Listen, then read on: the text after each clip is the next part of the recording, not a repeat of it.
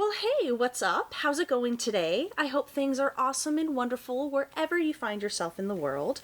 My name is Crystal Sky, and if you're anything like me, you find yourself sort of morbidly drawn to true crime cases. So that's what I talk about. Today's case is a serial killer. And it's a serial killer I have never heard of. And one of the reasons I wanted to cover it is not only I'd never heard of this guy, he is actively being looked at for at least 5 other cases. And let me tell y'all, this case I did so much research on. There's just not a lot of info out there about this guy.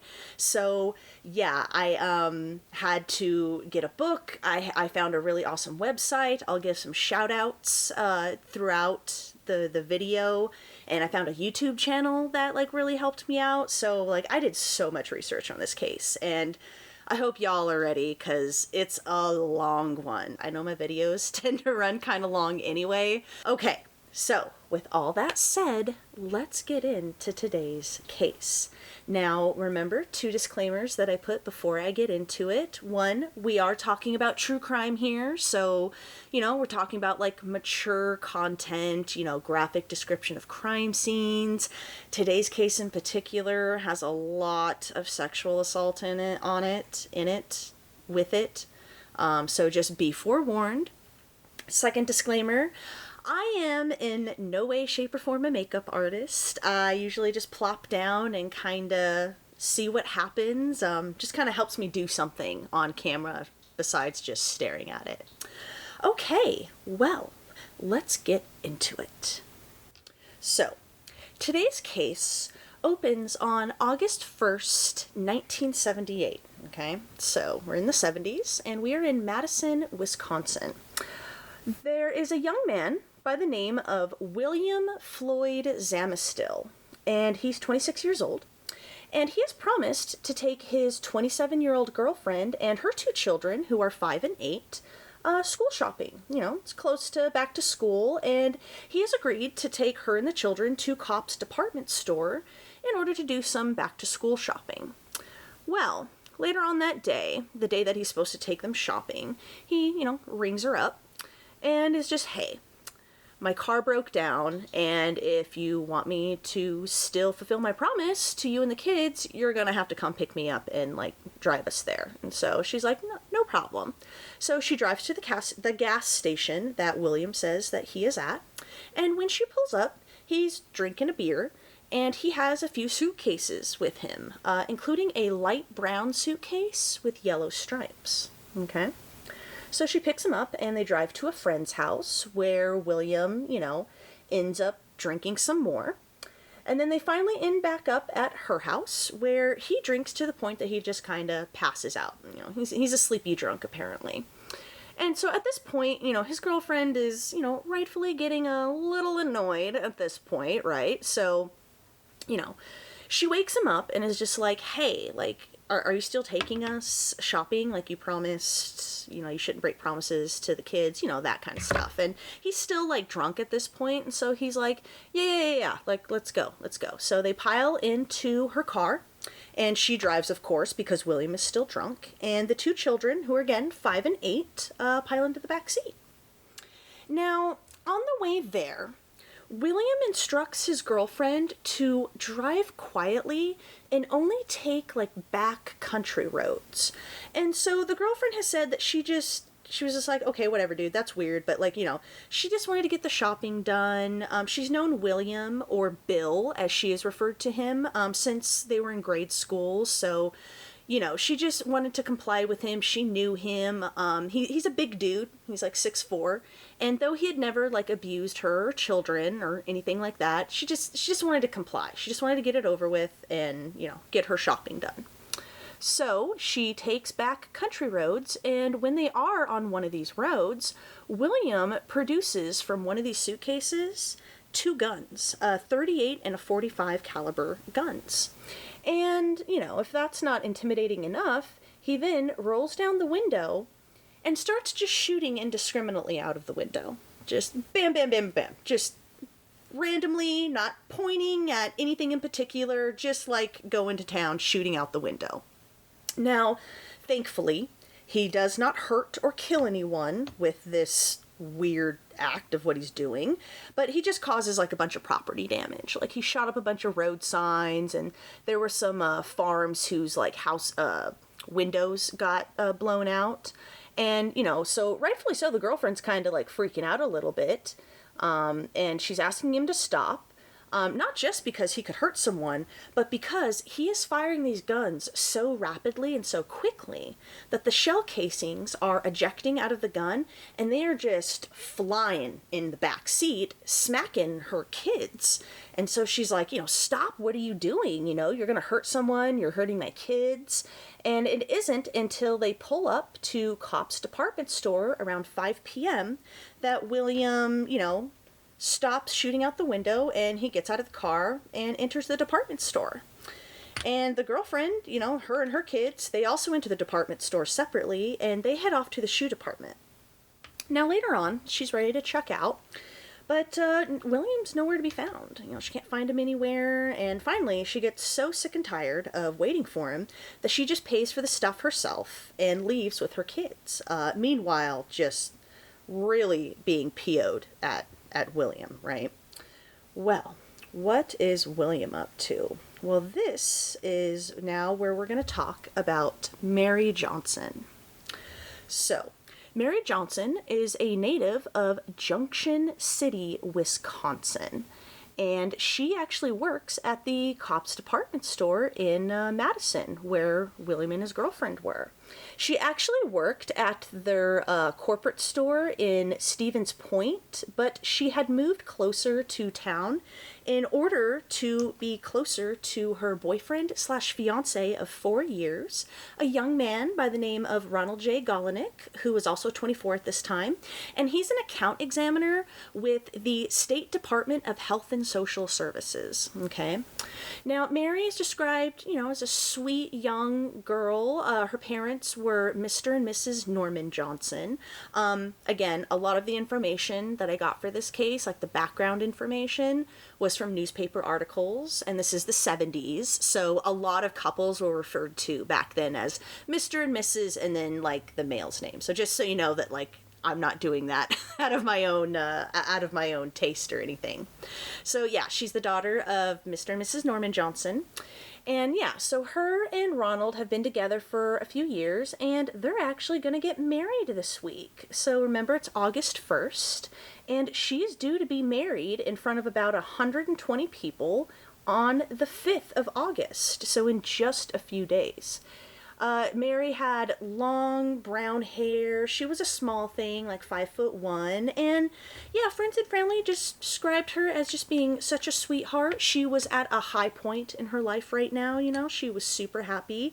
She was working a job that she really loved. She had a man that she loved, and they were going to get married that week. So she's living her best life right now. Well, on August 1st, at around 5 p.m., when William has departed his girlfriend and her children, Mary is walking out to her car, a blue 1977 Ford Mustang.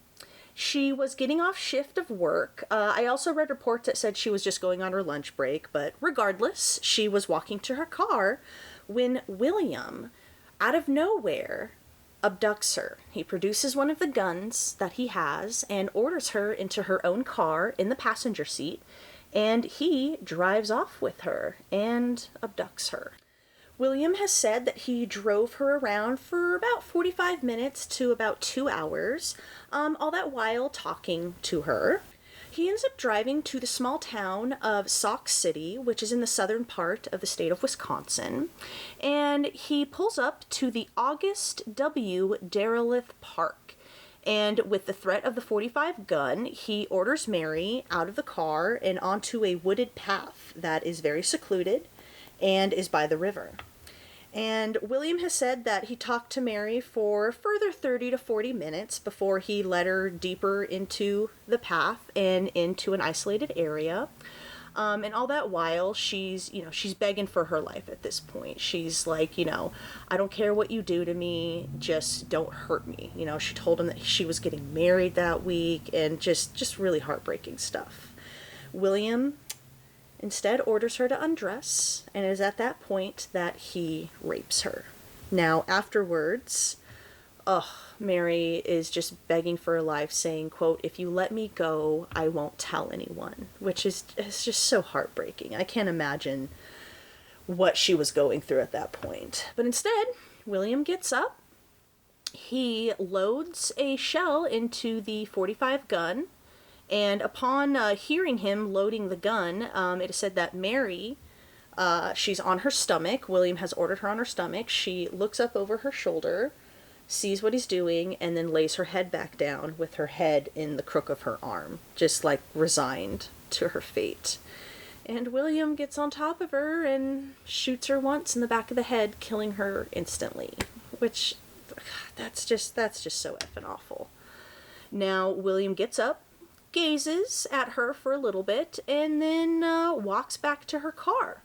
Now, on the way, he discovers, like, whoopsie, I don't have my wallet. And so he turns around to go walk back to the crime scene to retrieve it.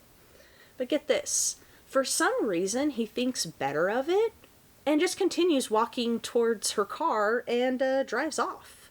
He discarded his shirt at a fast food restaurant later on, and then he went to a bar and had several beers for a few hours. Yeah, as if he didn't just brutally rape and murder an innocent woman. Now, several hours later, William phones an off-duty Dane County Sheriff's deputy by the name of David Storley. Now, William had known Storley from a previous jail stint that William had served, and Storley had been the jailer. And so that's how he knew him. So he calls him up, and he tells him that he is in, quote, big trouble because he, quote, shot a girl. Now, Storley, tries to get him to, get some more out of him, and they decide that they will meet at a shopping center in Madison, and Storley will talk to him and find out what's going on, right? So after he gets off the phone with William, Storley then calls the Dane County Sheriff's Lieutenant Gary Hendrickson, tells him what's going down, and so Hendrickson goes ahead and sends Storley some backup. Sergeant Peter Macluso, I hope I'm saying that name right. So he dispatches Macluso there to go help Storley out. And so as they're coming up with a plan, the plan was for Storley to meet William at the shopping center, and Macluso would be out to the side. They'd be communicating walkie-talkie, and when the time was right, he would come out and arrest William. So on the way to the shopping center, Macluso was informing Storley that, like, hey, we've actually been looking for this guy. He's a suspect in an earlier shooting incident, the one that I opened the story with. Obviously, the cops had been called, and so they were looking for William. And so Storley thought that's what this whole thing was about, that it was about this, like, weird random shooting that happened. And he thought that's what William wanted to talk to him about. So when they get to the shopping center, William is already waiting. He gets into Storley's car, and when Storley asks him where his weapons are, he points to Mary's car, says that they're in there, and that's when Macluso comes out and arrests him. Now, when he's arresting William and reading him his rights, he's trying to assure him, like, hey man, this is all good. You turned yourself in. That's a good thing. We can work something out. No one got hurt. Like, it's cool, right? Well, William is said to have responded, no, somebody did get hurt. I think I shot a girl in Sauk County. I think I shot a girl? Like, whatever. So they read William his rights, take him down to the station, and in a taped and written confession, William goes into the details of what he did to Mary. Now, at the end of his confession, when they asked him, like, why? Why did you do this? Like, why did you kill this innocent young woman? Why did you abduct her? Like, why did you do any of this? To which William is reported to have said, quote, I don't know. I don't know why I shot that girl. Like, what a POS, dude. Like, I'm sorry. What a pathetic excuse for a human being. So, Sauk County Police are, of course, informed, and they get to the scene. They arrive about 2 a.m., and the forensics team shows up a bit later, around 4:30 a.m., And Mary is, as William left her, nude, lying face down, with a bullet to the back of her head.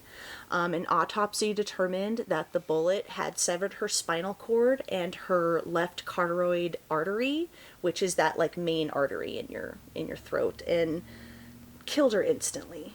The evidence of William's sexual assault was also found, and there was lots of evidence found around the crime scene and in Mary's car. There was some clothes bundled up next to her, and there was some underneath her, and underneath her undergarments, in between her feet, was William's wallet. There was other evidence found, including Mary's work smock, the .45 shell casing, her ID badge, and the suitcases that William had, one of which was a light brown suitcase with yellow stripes. And on August 5th, instead of Mary walking down the aisle, she was instead laid to rest by friends and family. Ugh, isn't that so heart-wrenching? Now, William's preliminary hearing was overseen by Sauk County District Attorney Bartley Mock.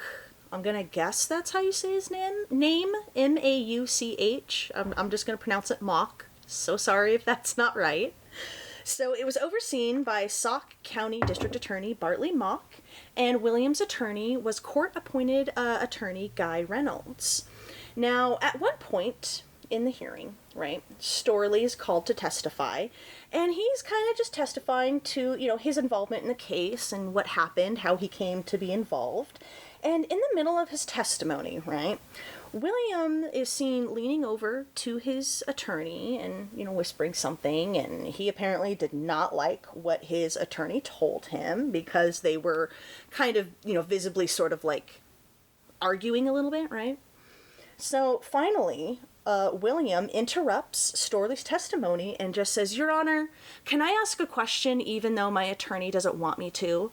To which, the judge was just like, "No, like, sit back down, shut up, listen to your lawyer, like, what are you doing? Like, stop." To which I guess William is said to have shot back, "You mean a law enforcement officer can be up there and lie and I can't say anything about it?" To which I guess the judge, having, had enough of William's crap, was just reported to have responded snarkily, "Yes, sit down," And it said Storley he looked genuinely perplexed at this point. He was just like, "Bro, what are you doing? Like, this just happened." So, yeah. Now, William initially entered a plea of not guilty by reason of, quote, mental disease or defect. However, in December of that year, he called the district attorney and was just like, "Hey, I want to meet with you without my attorney." To which, he was, I can't do that. You need your attorney present. But William waived his right to an attorney. He wanted to talk with the DA, with Bartley Mock. And so he did. He met with him. And at this meeting, William was agreeing to plead guilty to all charges. He would plead guilty to first-degree sexual assault. He had tried to get that specific charge dropped for some reason, but he said he would plead guilty to first-degree sexual assault and first-degree premeditated murder on one condition. William only had one condition that he wanted, and that was, strangely enough, for the court not to alert the press to the hearing that he would have to have in order to, officially change his plea. That was all he wanted. And so ultimately, the DA's office agreed. And so in what would end up being an hour-long testimony, William pled guilty to the crimes. And though the court did not alert the press to the hearing that was going on, they also didn't stop anyone from entering. Like, anyone could enter it at any time. So William pled guilty. He was sentenced to life plus 40 years at Waupun Correctional Institute in Wisconsin. That was really hard for me to say. And I'm sure I'll mispronounce it later on in the video. And yeah, sentenced to life plus 40 years. Now, about a year later, in 1979, William tried to get his plea deal withdrawn. For, get this, he claimed that the district attorney met with him illegally without his lawyer. What? Thankfully, the court called BS and upheld his plea agreement. And so, yeah, he is currently at Waupun Correctional Facility in Wisconsin. And, yeah, so who the hell is William Floyd Zamastil? Who is this guy? Well, let me tell you, it was very, very difficult to find information on this guy.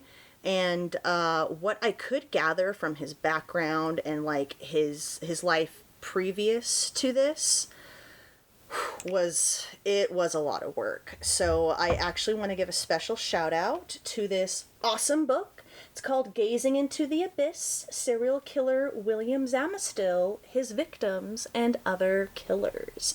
And it's a really interesting read. It gives a little bit more background into William. It's by author Steve Daniels. And yeah, I highly recommend. It's not a very long read, and it was like 12 or 13 bucks on Amazon, and I highly recommend. So shout out to Steve Daniels, and also shout out to this awesome website I discovered called newspapers.com, where you can read old newspapers and newspaper articles like from like way back in the day. It's really cool, and it's also really cool, you know, for true crime to kind of like see all the different news articles as they came out as the case progressed, you know, because like information changes and stuff. So it's just a really cool website.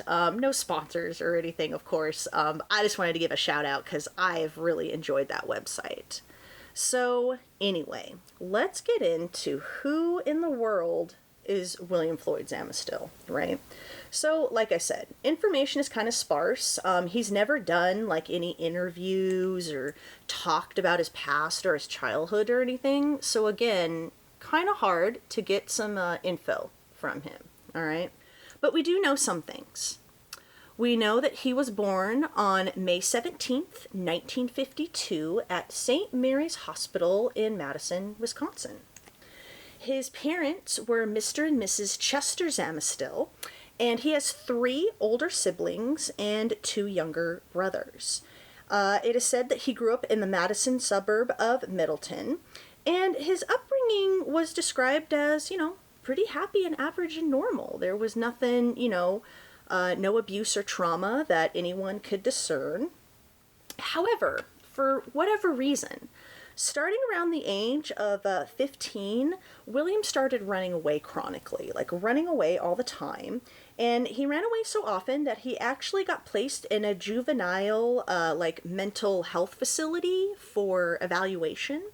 Now, there is some debate as to what hospital he was treated at, whether he was treated at Mendota State Hospital or the old university hospital that was located across the street from Sterling Hall at the University of Wisconsin. And this little tidbit will come into play later, so tick that in the back of your brain there. Now, it is said that William received mediocre grades in school. He only completed up to 9th grade. And he did enlist in the Army in 1971 at the age of 19, and he did receive a general discharge with honorable conditions, even though it is said that he did go AWOL a couple of times. But that's about all we know for his military background. Don't know his rank, don't know what he did, don't know when he was discharged from the military, like, or why, like, nothing like that. That's all we know. We also know that William was married and divorced twice. His first wife was named Ophelia Restrepo, and he married her on November 24th, 1972, allegedly while he was working as a security guard in Los Angeles. Now, get this, William was 20 at the time. Ophelia was 33. Yeah, I'm going to raise an eyebrow at that age gap. And she also had a child. But they didn't stay married for too long. Shocker, right? They were together for barely a year, and they divorced November 12th, 1973.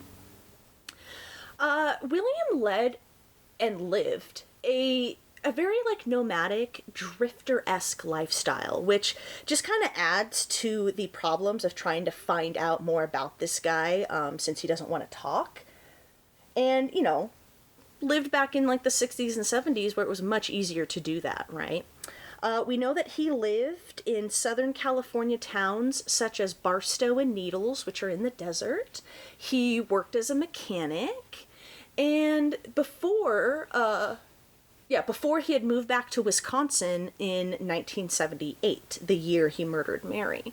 He had moved back to Wisconsin for only like a few months or a few weeks before he murdered Mary, and he was actually staying with his brother and sister-in-law, Raymond and Jaclyn Zamastil, and their 3 kids, William's nephews, who were 5, 6, and 7 years old, and they called him Uncle Bill. It seemed like they had a pretty good relationship with him from what I could read. Now, William was also working as a mechanic at Monona Tire Company Incorporated. Monona Tire said that they called his references from his auto shop work in California, and William had glowing references. They said he was good at his job, he was a nice dude, he was good with customers, and his employer at Monona Tire kind of found that to be true. William was an excellent employee, and on the day that he murdered Mary, he spontaneously and unexpectedly moved out of his brother and sister-in-law's house, stealing his nephew's piggy banks along the way. And he neglected to come into work at Monona Tire, where he had just collected his first paycheck the day previous. And that was the day that he murdered Mary. Now, again, he hasn't really spoken about his family or like his family life or anything, but there was a family member, it just said an anonymous family member in the article that I read, but an anonymous family member said that William, was bisexual and would exchange sexual favors to get stuff that he wanted. I know one of his sisters came out and said that she was not at all surprised that he's a killer, saying that he has, quote, the attitude and is capable. And I believe another sister said that William had tried to take his life as a teen as well. And that's pretty much all we know about his background prior to what he did to Mary. He's kind of a mystery a little bit. So, like I said, William is sentenced to life plus for Mary's murder, and he is still currently at that facility. And in prison, he develops a reputation, and not in a good way. And this is when I want to give a special shout out to a YouTube channel that I stumbled across called Storytime with Big Cisco. He is a former law enforcement official, I believe specifically a corrections officer. And he just posts video about like his past experiences and stuff. It's very fun and entertaining. He's a really good storyteller. And he actually guarded William for a time, and he has a video up on his channel where he talks about that. I will link both of his channel and that video down below because I just found it super fascinating, and I was just so grateful to have like another source because, like I said, this guy took a lot of research to do. So, so according to that video, William, he likes to do intimidation tactics in prison, He has gotten into fights with both guards and inmates, and he just loves to intimidate people, right? He loves to act like he's a big man. And one of these intimidation tactics that William would pull, specifically on the guards, is that he would just like stare them down for their whole shift. Like just stare them down, not move, not look away for like their entire shift. Anyway, in the video I watched, this officer was kind of tired of, William's BS. And so one time when William was staring him down, I guess he just waved to him with a big, smart ass smile and grin, because he was, just wanted to show him that, I'm not going to be intimidated by someone like you, right? And interestingly enough, William did not try to do that with that guard ever again. So I thought that was super interesting. In this same video, he said one time, he did kind of ask, William, he's like, I know you can't talk about ongoing active cases, but how many people have you killed? Really killed, And so it is said that William kind of sat there and thought, and he started, counting on his head, and that he got to a point where he was stopped counting, and he was too many to count. What? In the same video, he said that one of his buddies, who's also a corrections officer, one day just straight up point blank asked William, like, hey man, why do you kill people? Like, what's your deal? Why do you do it? To which I guess William is said to have responded, well, you're a hunter. You hunt deer, I hunt people. Yeah. So, William is, he's a big guy. Like I said, he's 6'4", 290 pounds. He's also bald with a big white beard. He also is said to have, like, a dragon tattoo on his head. And because of, what he looks like, he has garnered little monikers like Killer Santa Claus and whatnot behind bars. Like I said, he has reprimands for fights with both inmates and guards. He's listed as a high-risk inmate, and he is a known member and associate of many white supremacist and biker gangs. He has also been described as having a, quote, Jekyll and Hyde type of personality. But what William garners as a reputation in prison most is for bragging.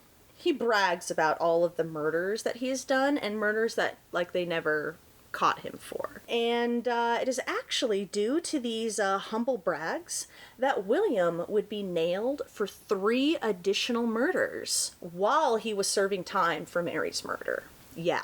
So when William was arrested, right, the Sauk County Police, they issued a mass bulletin and, sent it out onto the wire. And they specifically wanted to focus on areas that William was known to have lived in. California, Arizona, Nevada, different parts of Wisconsin. And so in the bulletin, he just kind of described, who William is, what they had him for, that they suspected him of more crimes, stuff like that. And they also listed some items that William was found to have in his person when he was arrested, including some silver and turquoise jewelry, some keys that didn't belong to him, they couldn't find out what they were to, and a light brown suitcase with yellow stripes. Now, there is a homicide detective at this point in San Bernardino County, California, who comes across this bulletin. And he calls them up on August 13th, so not long after he was arrested for Mary's murder. And he wants to talk to them about these items that they found. He specifically wants to know about this suitcase, this light brown suitcase with yellow stripes that they found. And now we're going to talk about Jaclyn and Malcolm Bradshaw. It's February 25th, 1978, so just mere months before Mary's tragic death. And there are 2 siblings, Malcolm and Jaclyn. Jaclyn's 18, Malcolm's 17, and they are leaving their home in Canoga Park, California, to go on a road trip. Yay! They're headed to Vegas in order to help a friend move. They leave in the company of what some describe as a family friend, others described as Jaclyn's boyfriend at the time, but it's a young man by the name of Ron Pucillo? Pucillo. I'm not sure if I'm saying that last name right. I just took a wild guess. So they leave in the company of Ron, and yeah, like I said, they're headed to Vegas in order to help a friend move. I am unclear as whether that friend was Ron or not. I was a little unclear on that. So they leave the 25th, and they get to Vegas early/late the next morning, and so they get a hotel room and end up sleeping for most of the day.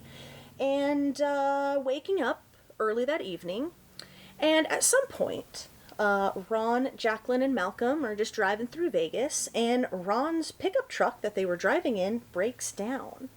Again, I'm kind of unclear as to the timeline of events here, if they had already helped their friend move, and they were just kind of cruising Las Vegas when his truck broke down. I was a little unclear. But Jaclyn and Malcolm, they don't want to wait for the truck to be repaired, and so they're like, you know what, we're just going to hitchhike a ride back home to California. Remember, this is the 70s, and so, it was super commonplace, just people felt safe doing it. I know that sounds wild to us here in 2022, but yeah, it is what it is. Now, Jaclyn and Malcolm, they actually end up making it all the way to Barstow, California, and that's just a mere 2 hours away from their home in Canoga Park. And they are last seen at around 4 p.m. at a Barstow gas station. Jaclyn calls her mother, Caroline Bradshaw, and lets her know that they're on their way home. They're in Barstow. They found a ride with a, quote, nice man, and that they were, quote, broke and hungry. So they were really looking forward to Mom's dinner that evening. And she was just letting her know, like, hey, we'll be home soon. And they were last seen leaving in the company of a young man with sandy-colored hair and a pickup truck. So that evening comes by and, still not home. So Caroline waits until the next morning, and when they're still not home, she ends up going to the LAPD to file a missing persons report. She's filing a report. I am unclear on whether the police actually filed it for her, because I know there's that whole, you gotta wait 24-hour period. All I could find was that it said that she went to the LAPD the very next morning when her children still weren't home. But get this, she didn't stop there, all right? She didn't go home after that. She took some photos of her kids that she had and went to Barstow to try and canvass and see if anyone had seen them. Just all the props in the world to her, because if that was my kids and I was wondering if they were hurt or whatever, I don't know if I'd be able, if I'd have the wherewithal to do that. So good on her. So she goes to Barstow, and after going through as many gas stations as she could find, she finally finds and stumbles upon the one that Jaclyn called from. And she finds a gas station attendant who actually remembers Jaclyn and Malcolm. And he says that, they left in the company of this young man with sandy-colored hair and a pickup truck. And so, Carolyn immediately phones the LAPD, lets them know what she's found. And on March 10th, almost 2 weeks after Caroline has gone there, the police head out to Barstow to gather statements and do a composite sketch. So on March 26th, after Jaclyn and Malcolm have been gone and missing for about a month, a sheep herder who lived about 13 miles south of Barstow stumbled upon the battered, badly decomposed remains of Jaclyn and Malcolm. Malcolm was semi-nude, lying face down, and he had some debris under part of his body to kind of elevate him, leading investigators to believe that he may have been sexually assaulted. Jaclyn was found extremely close nearby. She was completely nude, except for one article of clothing, again, leading investigators to suspect she had been sexually assaulted. However, the bodies were so badly decomposed, investigators could not confirm this.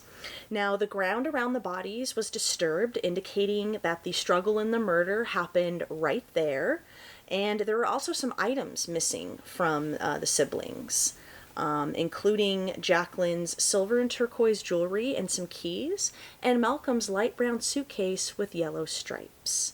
And the siblings had died from blunt force trauma to the head with what has later been identified as a socket wrench of some kind.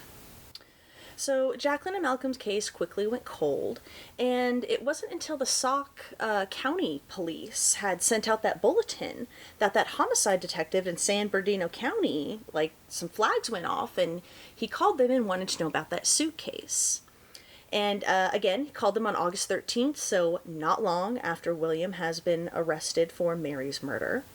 Now, one day later, this same detective, in a taped and recorded conversation with William, spoke with him in regard to the double homicide. Now, it was during this conversation that William allegedly confessed. It is said that he confessed to a, quote, a double murder of a teenage male and female in Barstow in 1978, and one of them had a really big hole in his head. Now, I read the same detective, actually had several, taped and written conversations with William. I think he may have flown out to Wisconsin several times, and that, he had confessed to murders during these conversations, and that the conversation where he admitted to killing Jaclyn and Malcolm, happened in like 1982 or 1984. So the timeline's a little sketchy as to when exactly William confessed to Jaclyn and Malcolm's murder. But regardless, whenever it happened, nothing came of it. Nothing came of this confession from William.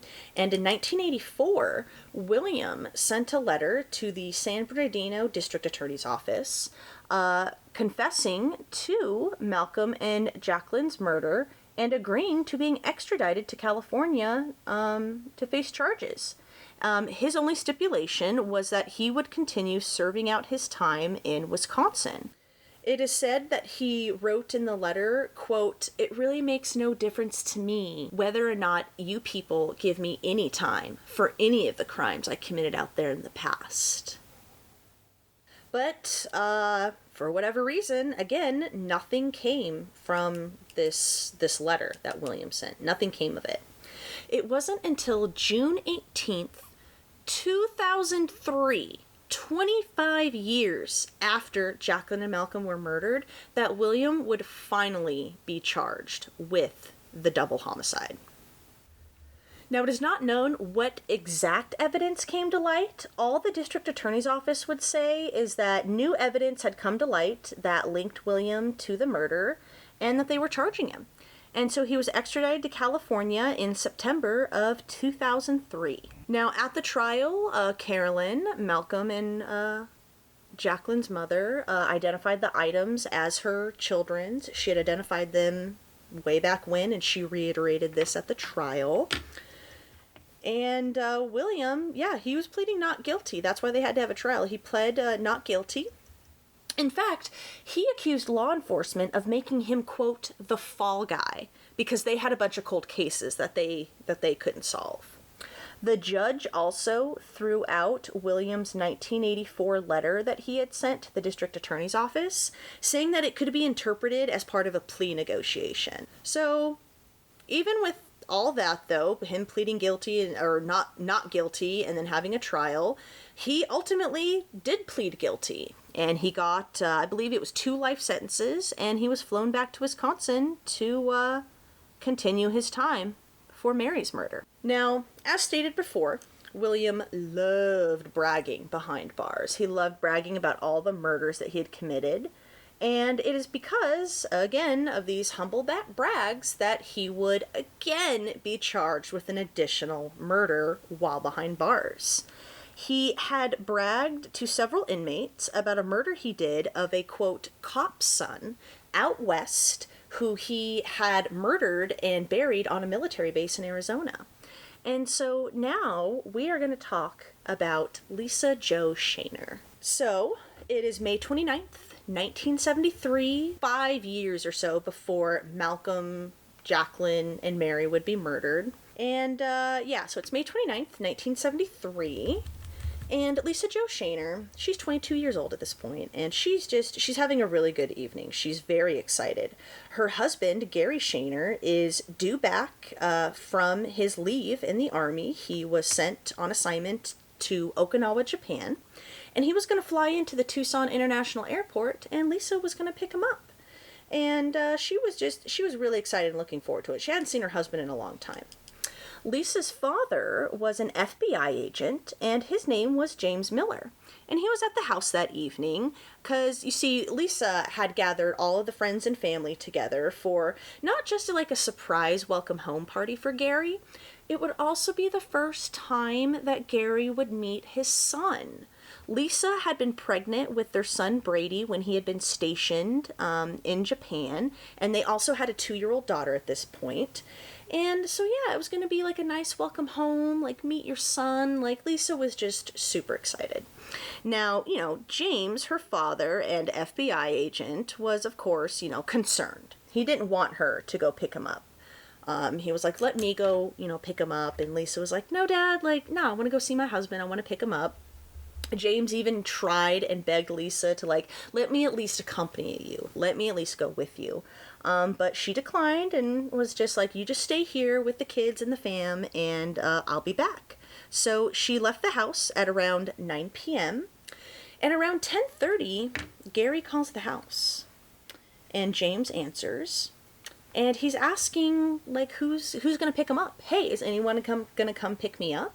So, of course, red flags immediately start going off in James's head. Like, he's like, what do you mean? She left quite a while ago. What do you mean she's not there to pick you up? And so Gary decides to go scan the parking lot, see if he can find Lisa's car. Meanwhile, James gets one of his other daughters, Lisa's sister, to drive one of two routes that Lisa would have taken to the airport. They were just kind of, and James would end up taking one route and her sister ended up taking another. And they were just hoping to find maybe like her car or some kind of sign of her, like maybe she just like broke down or something. That's what they were hoping. But unfortunately, they didn't find anything. And so James goes to the airport and helps Gary try to look for Lisa's car. James ends up finding Lisa's car, and the window was partially rolled down. Her purse was open and on the front seat in plain view, and the keys were missing, as was, of course, Lisa. Now, of course, again, James is an FBI agent, so he's immediately on the horn with the FBI, and they immediately conduct a massive search around the airport and the local areas. But unfortunately, Lisa would not be found for 4 long months. Lisa's body was found by some soldiers who were wandering around the desert area of Fort Huachakwa? Huachakwa? That was really hard to say. I don't know. But anyway, they were around there. It's a military base in Arizona. That's all you need to know.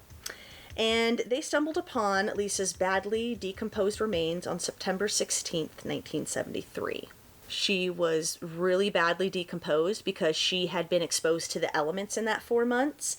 And during those 4 months, they had some desert rainstorms. So not only was she badly decomposed, all forensics, or at least most of it, was washed away. And there was like very little to collect.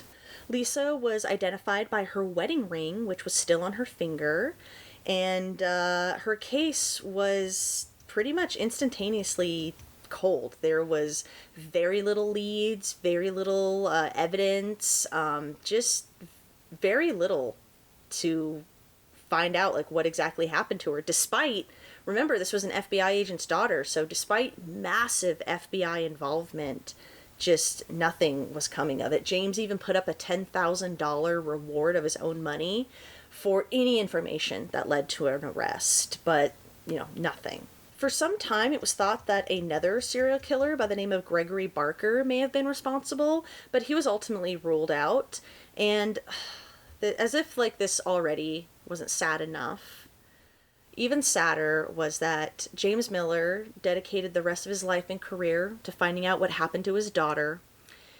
And he unfortunately passed away in 2007 with his daughter's murder still unsolved. Like, isn't that heart-wrenching? That's so heartbreaking. Now, throughout the decades, many leads and phone calls came in about Lisa's case.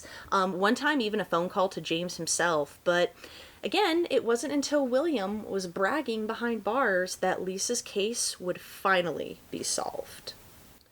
Now, when Lisa's case began, one of the reasons it was so difficult for investigators to do anything with it is there was a long list of suspects. There was over 7,000 people on a list of suspects. Pretty much anyone who had anything to do with the military base was on that list. And you guessed it, William's name was on that list.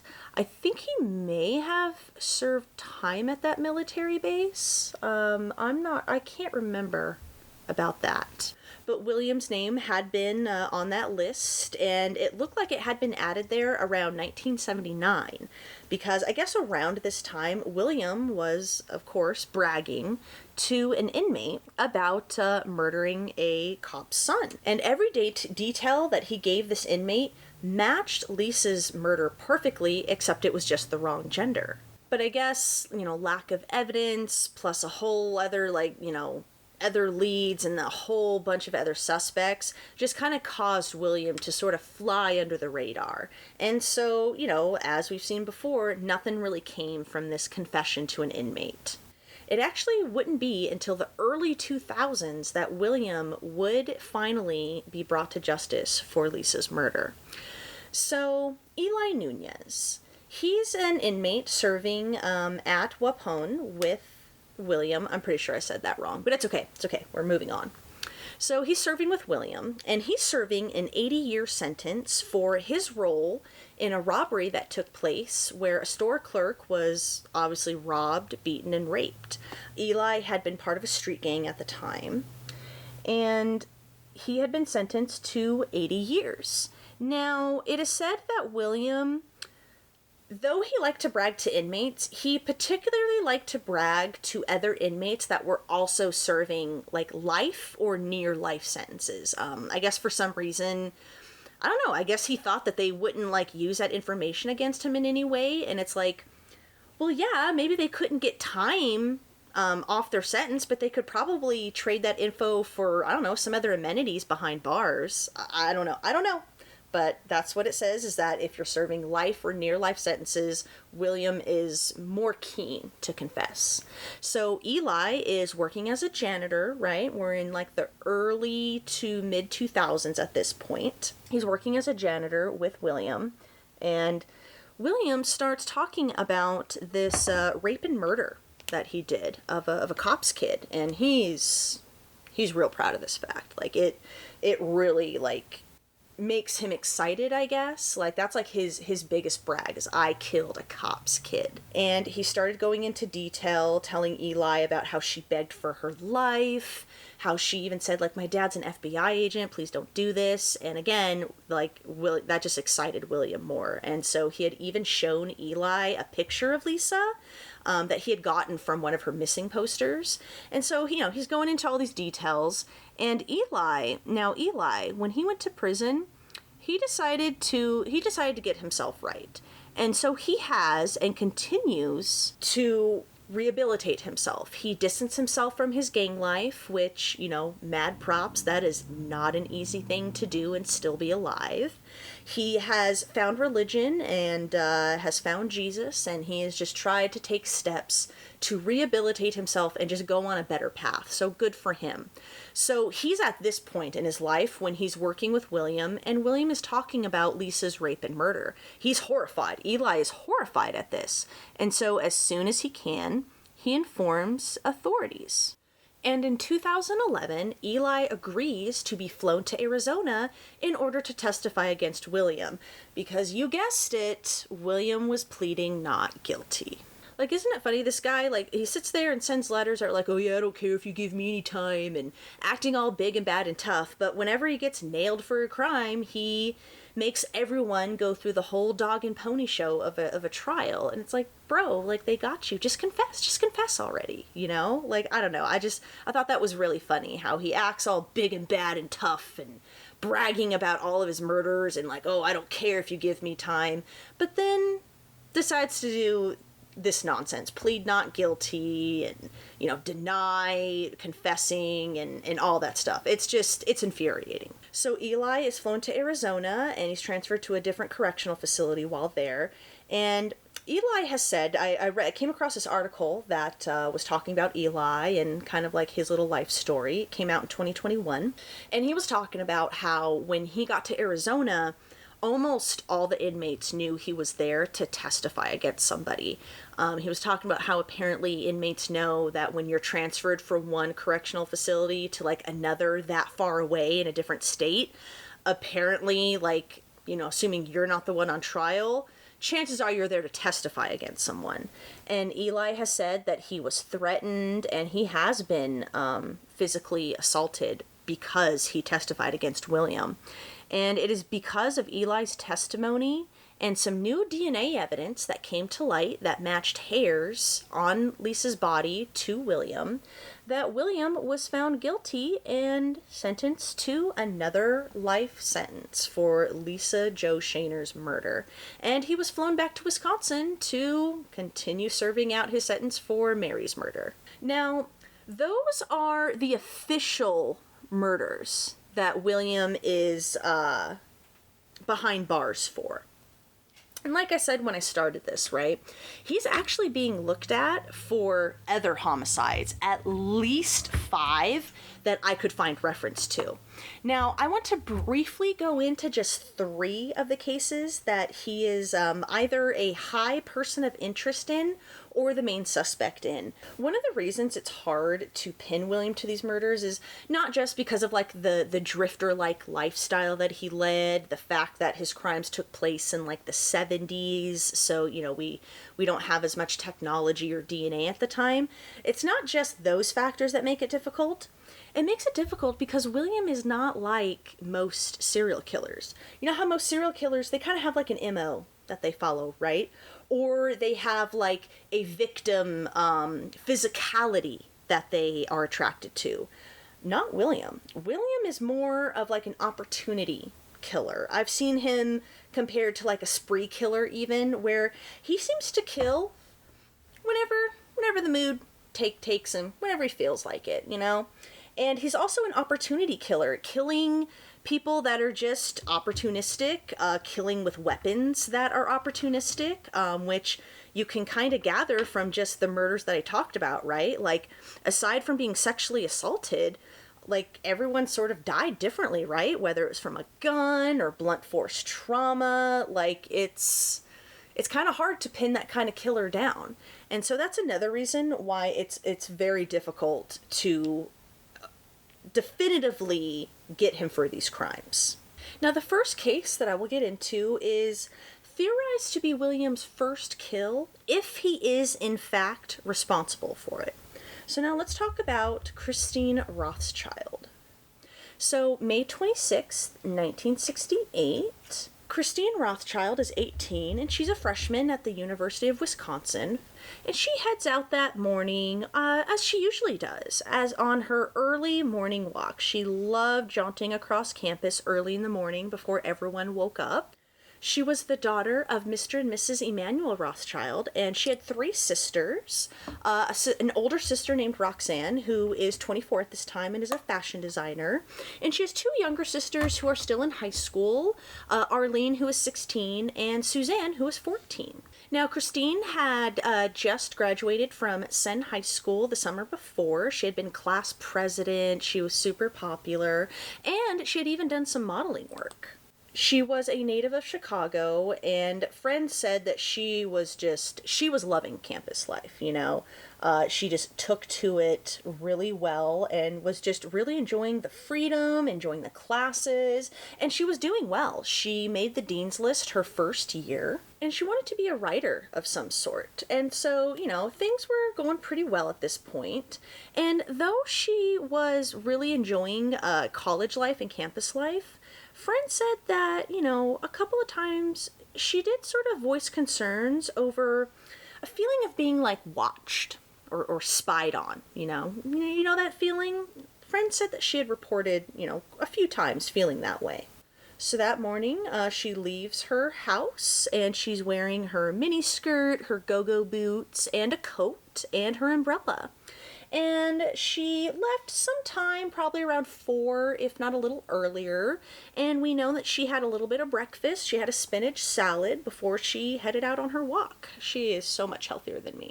Now, unfortunately, she would never return from her walk. Her body would be discovered later on that evening, stashed behind some bushes near Sterling Hall.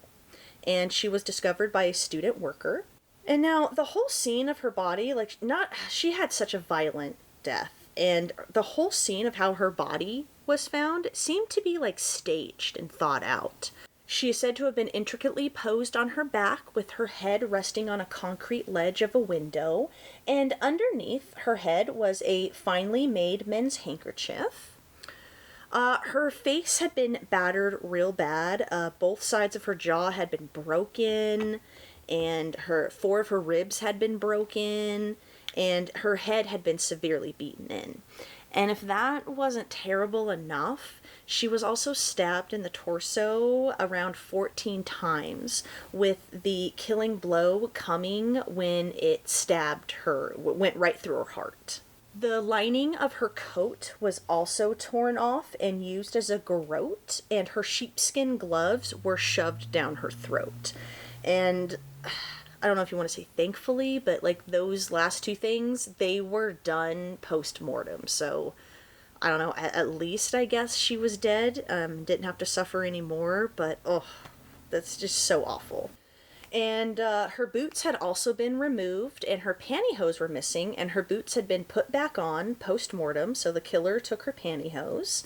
And her blue hair ribbon and a gold lighter that she always carried with her were also missing from the crime scene. Oh, and they theorized that the weapon that stabbed her was a medical instrument of some kind, like a scalpel or something like that. And at her feet was her umbrella. It was stabbed into the ground at a 90-degree angle, and it was propped open with all of the metal stays cut around the circumference of the umbrella. Now, Christine's case went cold very quickly, and another suspect and high person of interest in the case was a Dr. Niels Jorgensen, which is, he was a doctor who had kind of like a bad reputation. There were some investigators who believed that it was, in fact, William Zamastil who had murdered Christine. Now, at the time of Christine's murder, William would have been about 16 years old. And remember when I said he was being treated at that facility for running away? And remember how I said that, like, no one could agree as to which hospital he was treated at? Well, this is a point that we really need to confirm, because if he was treated at the Mendota State Hospital, okay, he wasn't there, he wasn't in the area at the time of the murder.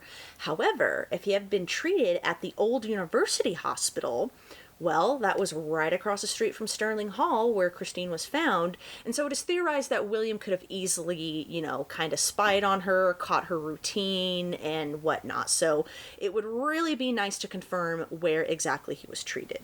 Also, remember how I said William has confessed to multiple murders throughout the years behind bars? Well, Christine is one that he supposedly has confessed to. And allegedly he has confessed to Christine's murder to both inmates and law enforcement officials. So one of the law enforcement officials that William allegedly confessed to was an FBI special agent by the name of Rick Llewell.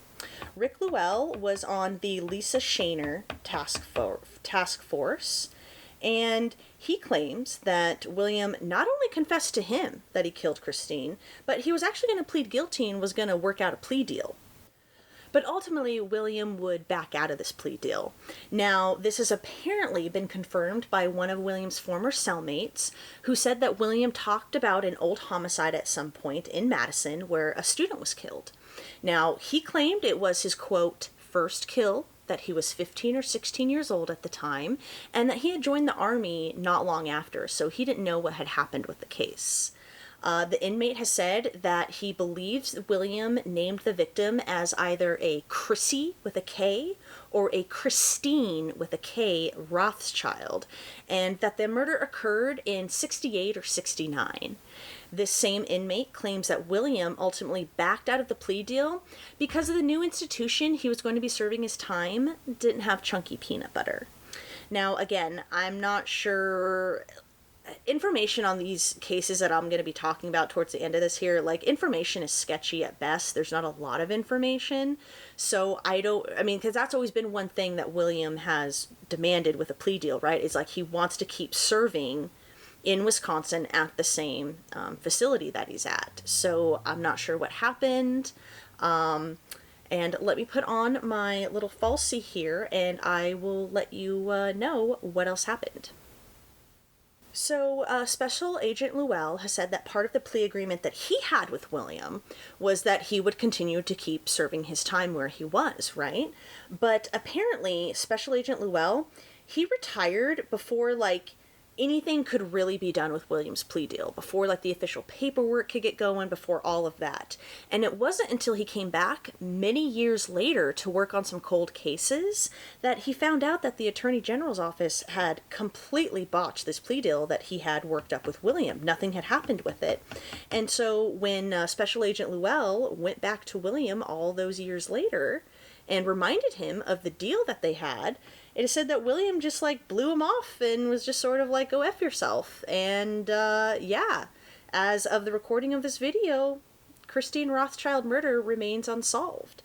Now, like I said, some believe that William is not the perpetrator. I know I've read articles with her friends and family who think that it was that doctor that I mentioned earlier. Maybe one day I'll do a video diving deeper into Christine's murder. But yeah, it is said that William still remains a high person of interest in her case.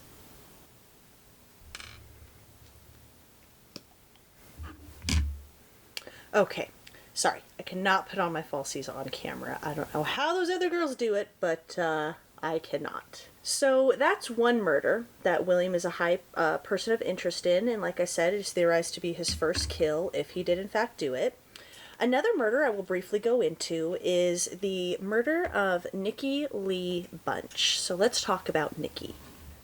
Now, Nikki was a 15-year-old high school student, and she was a native of the small desert Southern California town of Needles. She was described as a fun-loving young girl who loved baseball, and she was a good student and known as a, quote, proper young lady, whatever that means. And she disappeared on November 20th, 1974, the week before Thanksgiving. She had eaten dinner with her family, and afterwards she went to the Buy Right number 1 store, which was located down the street from her house, and she never came back. Now, the Buy Right store was just down the street from her house, and so they didn't expect Nikki to be gone too long. Nikki's mother said that she even waited for her out on the front lawn, and that's when she reported that she saw a light-colored station wagon driving around the area, and she had never seen it before. Now, Needles is a very, very small town, where everyone knows everyone, so a silly detail like that, like a car you had never seen before, it was noteworthy to them, right? Now, at this time, William, guess where he lives? Yep, he lives in Needles at this time, and he works at the Phillips 66 gas station. And it is theorized that he and Nikki may have known each other, if nothing else, than by sight, because Nikki went to the gas station very, very often. And it is theorized that her and William may have known each other, like I said, if nothing else, but by sight. And it is also theorized that if it was William in that station wagon, it would be the perfect vehicle to kidnap a small girl in, especially because of that door that pulls out in the back. And it is also theorized that Nikki knew her attacker, because friends and family swore up and down that Nikki would never, ever get into a ride with someone that she didn't know. That just wasn't her thing. So that's why it is theorized that she knew who killed her, and that her and William may or may not have known each other. And not only did William, work close by and live in the same town, he sometimes lived in a shed that was a mere 50 yards from Nikki's home. So again, plenty opportunity for him to assess her routine, to even get friendly with her. So that's why he is a high person of interest. Now, again, Nikki disappeared, and her skeletal remains were found on August 27th, 1976, nearly 2 years after she went missing, and they were discovered in what is called the Gravel Gertie Wash, and they were found by an individual who walked by and thought they saw a human skull, so they alerted the Needles police, and the police found the skull, and they also found other bone fragments nearby, including a spine. They also found some clothing and other items around the body in about a 50-yard radius. According to a tracker who worked with the Mojave County Sheriff's Department, he said that Nikki was lying north to south as she was sexually assaulted, and after the attack she got up trying to run away, and she was killed mere yards from where she was initially raped. Now, due to some change and other items that were found in the area, again in that 50-yard radius, it led the investigator, he's the lead investigator on her case as of 2003. I don't know who's the lead investigator today, But anyway, this lead investigator was the investigator on her case in 2003. His name's Bruce Weekly, and he theorized that Nikki was unconscious as she was raped, and either afterwards or in the middle of, she regained consciousness, dropped everything she had, and tried to fend off her attacker. Investigator Weekly also believes that Nikki was abducted right outside of the buy right store. There is some debate as to where exactly she was abducted from, whether it was on her way home or right outside the store. And Investigator Weekly, he theorizes that she was taken right outside of the store. Now, they never released an official cause of death for Nikki, but I did read a couple of sources that said that she had been strangled to death with her bra. Now, one of the reasons it's hard to pinpoint when exactly or where exactly Nikki was taken is because, there was a report of a classmate of Nikki's who said that he ran into her on her way home. He was walking to the buy right store and he said hi to her and they chatted, and this would have been the last known interaction that anyone had with Nikki. And it was around the same time that Nikki was due home. That's why her mother was on the front yard. That's when her mother spotted this station wagon driving by around this whole same time. And she couldn't identify the driver, even though that she knew there was only one person in the car because of the way that the light was reflecting off the glass. She couldn't identify the driver. And it is also theorized that Nikki was knocked unconscious when she was taken.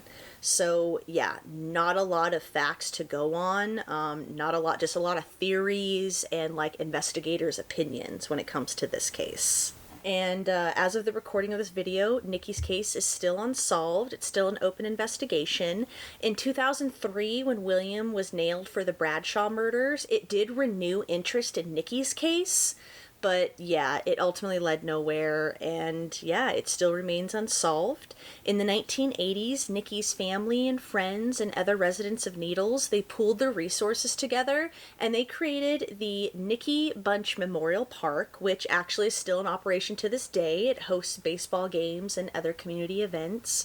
And yeah, now we're going to talk about one last case that William is a high person of interest in. Okay, so the last case that I'm going to talk about that William is a high person of interest in is the case of Scott Howard Allison. Now, Scott Howard Allison was born in Quakertown, Pennsylvania to Judith Moore and George Allison. He had a brother named Gregg. Now, his parents divorced ultimately, and his mother married his stepfather, a man by the name of Dallas Moore, and they had two kids, Scott's half-siblings. God, had to think about that for a second. His half-siblings, a sister named Kelly and a brother named Mark. He attended Penridge High School in Pennsylvania before finishing his senior year at West High School in Bakersfield, California. And Scott was an avid wrestler. He competed at both schools, and he actually finished third in his league. Now, it's Labor Day weekend in 1977, and Scott is 21 years old. He's been in the military for the last 3 years, and he has just gotten a 30-day leave, and he is stationed in Fort Campbell, Kentucky. And he is on his way home to Bakersfield, California. Again, he had a 30-day leave, and he was set to be stationed in Fort Richardson, Alaska in those 30 days. So he was going to head home, hang out with his family, and then book it on up to Alaska where, it said that he was super excited to be. He was super excited to be stationed there. So he phoned his mom on September 4th, 1977, informing her that he was in Arizona and that he should be home in about 10 hours or so. And that would end up being the last conversation that anyone had with Scott. He pulled over in the small town of Hinckley, California, which was about 100 miles from Bakersfield.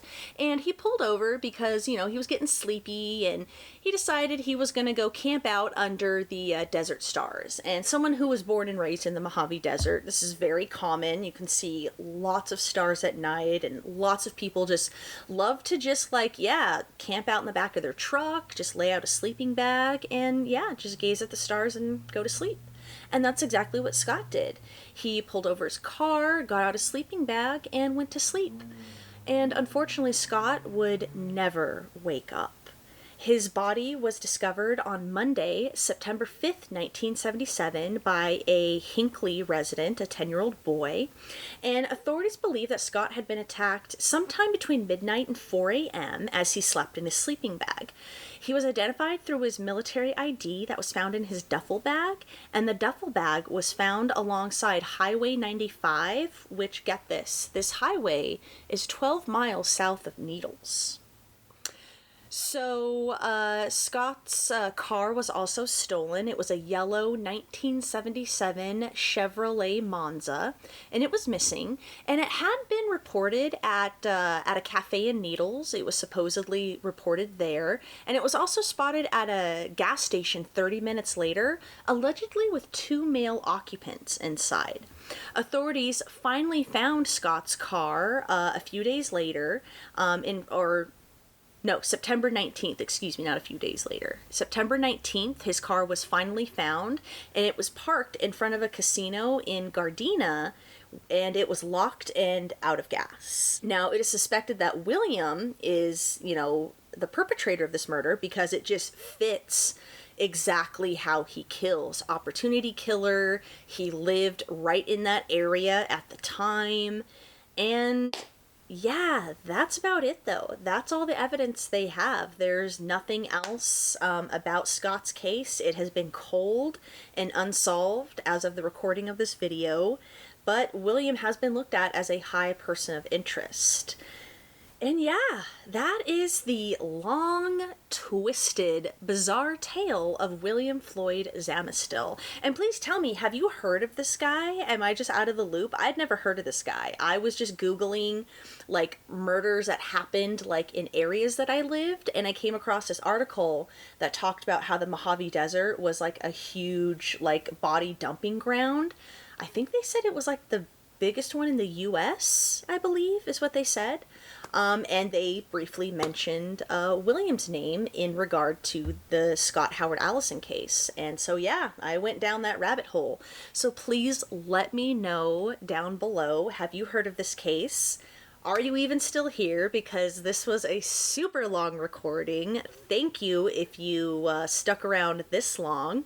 I hope everything made sense. It was complicated and a lot of convoluted, conflicting information, so I hope I made it make sense. And just again, I wanted to give my special shout outs since I had to do so much research for this case. Again, I highly recommend this book, Gazing into the Abyss, Serial Killer William Zamastil, His Victims, and Other Killers by author Steve Daniels. Again, you can find it on Amazon for 12 or 13 bucks, and it's a pretty short read, and it's super fascinating. Also, shout out to the website newspapers.com because I found so many articles, not just in reference to William, but in reference to these other lesser known cases like Nikki's and Scott's. Found so much information. And lastly, shout out to the YouTube channel Storytime with Big Cisco because I really enjoyed coming across that video where he talked about William Zamastil, learned a whole lot, and I felt like we kind of got a peek into who this guy is, Well, that was a lot. I'm going to sign off now. Hopefully I will see you next time. Take care of yourself out there. Don't be a dick. And yeah, I'll see you next time. Bye-bye.